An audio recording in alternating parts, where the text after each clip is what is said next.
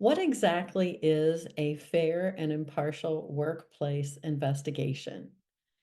I get that question a lot, and I've tried to give you some parameters in prior videos, but in this video, I think what might be helpful is to give you some examples of what are not fair and impartial investigations. I'm Nancy Schick of Third Ear Conflict Resolution. I'm an employment attorney and mediator. I've also worked at a college where I did some of their investigations as far as EEO and Title IX. So here are some of the things that I avoided, but I see in some of my cases.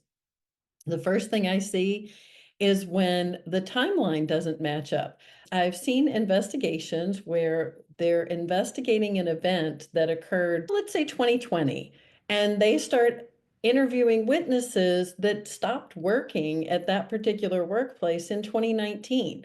That makes absolutely no sense, right? You want to do your investigation within the time frame and with people that were actually there at the time of the alleged incident.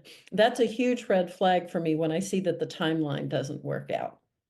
The second thing I see is a lot of times there's an opinion given by the investigator in the report that has to do with how somebody should be working, almost like they're the manager of the person that they're investigating. Let me give you the perfect example of that. It would be if you were saying, you know what, Nancy should be managing employees this particular way, and she doesn't.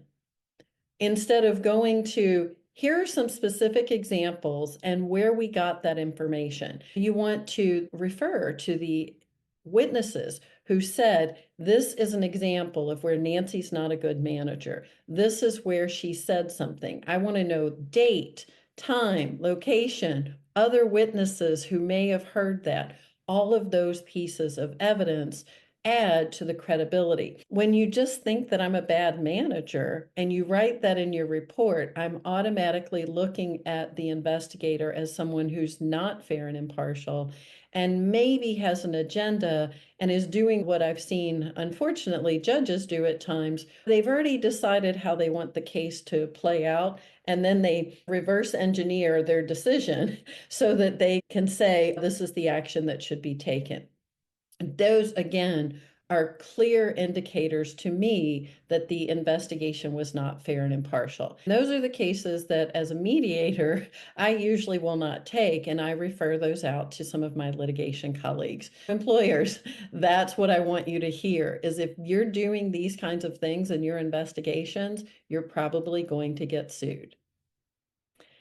I'm going to keep doing some tips like this, so hit that subscribe button below.